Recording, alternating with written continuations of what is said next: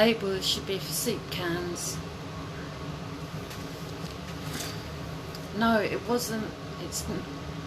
No, it's not a love letter to you. I'm just writing. That was the nicest love letter anyone's ever written to me, so deep and honest. It's a dying art. I'm a Johnny Cash of writing. He went to a voice coach. He said, I'm not going to teach you a thing. You are just fine the way you are. My dad did a bunch of writing classes. I wanted him to describe people's faces. He told me, you're not allowed to do that. Why? I had my second compliment, age 45, on my writing piece. I gave to a mental health group and wanted her to publish it in the magazine. She refused, saying that their stories are different. She said my writing is descriptive and I should start a blog. This is it, I said. I'll tell you a joke. You've got cats, right? Yes, I've got pussies. You said the punchline. I open my eyes. I'm laying on a bright yellow plastic single mattress. I look up.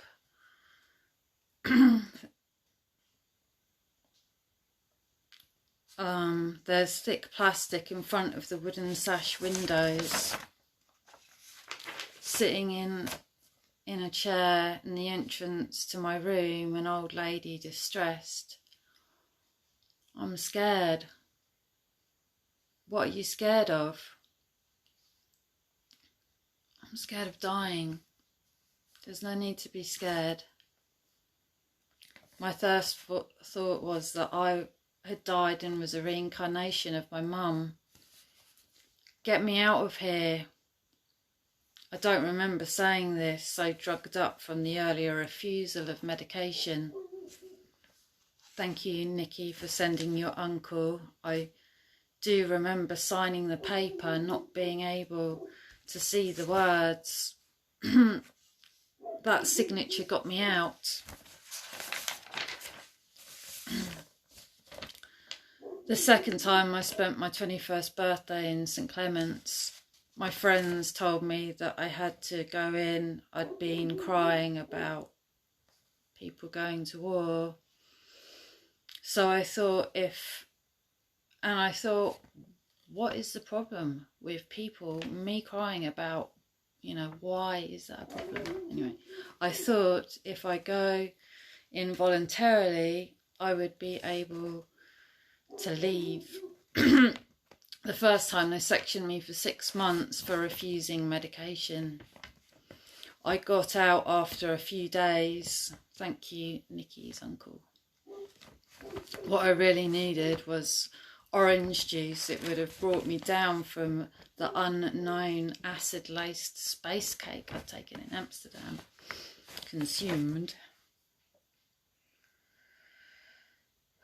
I pulled out rubbish, holes in the wall. My dad said that's where they had the electric shock treatment hooked up. At night I'd see shadows of people walking around the corridors, slow zombie-like.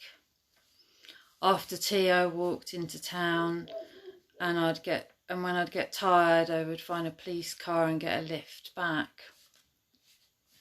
I wanted to get out. Not now. Yes, I'm going to inject you. Lay down. Don't do it. She pulls down my trousers and injects my bare bottom. Blood sprays up. She gets me later when I've calmed down. Don't hit him. It's her son. She jumps up, pushes her black face closer to mine. Go have a cold shower. I'm livid. Every day they moved me, got me out of other women's beds. They wanted to put me on a secure unit. I cried, so they didn't do that, but they put me on 24-hour watch.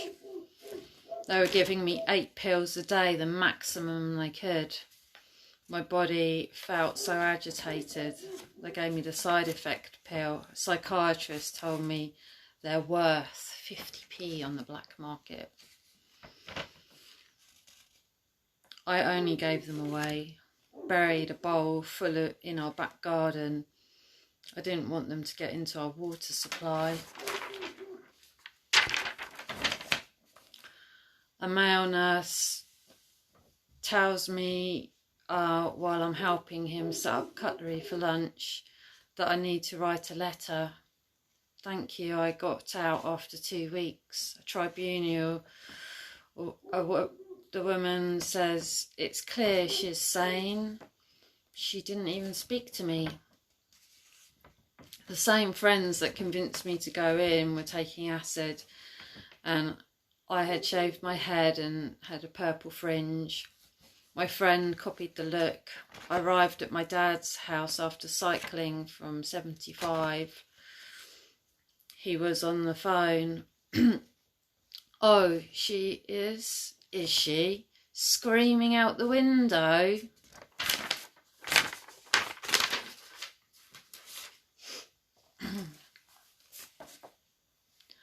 I would say I'm sorry, but if I thought that you would change your mind, now I know that this time I have said too much, been too unkind. I try to laugh about it, cover it all up with lies. I try to laugh about it, hiding the tears in my eyes, 'cause boys don't cry. Boys don't cry.